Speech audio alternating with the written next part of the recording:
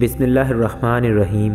السلام علیکم۔ اسی وجہ سے ہم نے بنی اسرائیل پر واجب کر دیا تھا کہ جو شخص کسی کو نہ تو جان کے بدلہ اور نہ ہی زمین میں فساد پھیلانے کی سزا میں بلکہ ناحق قتل کر ڈالے گا تو گویا اس نے سب لوگوں کو قتل کر ڈالا، اور جس نے ایک آدمی کو زندہ کر دیا تو گویا اس نے سب لوگوں کو جلا لیا۔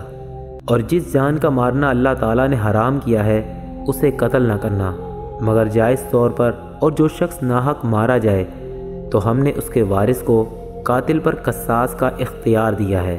سب سے بڑا سرکش اور نافرمان وہ انسان ہے جو ایسے شخص کو قتل کرے جس نے اسے قتل نہیں کیا، یا ایسے شخص کو مارے کہ جس نے اسے نہیں مارا۔ بندہ اس وقت تک دین کی دی ہوئی آزاد فضاؤں میں رہتا ہے جب تک کسی ناحق خون میں اپنے ہاتھ رنگین نہیں کرتا۔ بندے کا دل ہمیشہ اس وقت تک ترغیب اور خوف کو قبول کرتا ہے جب تک کہ وہ کسی کا ناحق خون نہیں بہاتا۔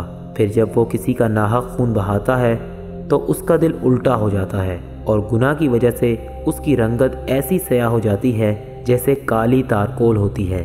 اس کے بعد وہ نہ تو نیکی کو نیکی جانتا ہے اور نہ ہی برائی کو برائی۔ اللہ تعالیٰ قیامت کے دن سب سے پہلے جس چیز کا فیصلہ فرمائے گا وہ خون کا فیصلہ ہوگا۔ چنانچہ فرزندان آدم حابیل و قابیل کو اللہ تعالیٰ کے سامنے پیش کیا جائے گا، اور اللہ تعالیٰ ان کے درمیان فیصلہ کرے گا۔ پھر ان لوگوں کو پیش کیا جائے گا جو ان کے زمانے سے قریب تر ہوں گے۔ اس سلسلے میں کوئی شخص باقی نہیں بچے گا۔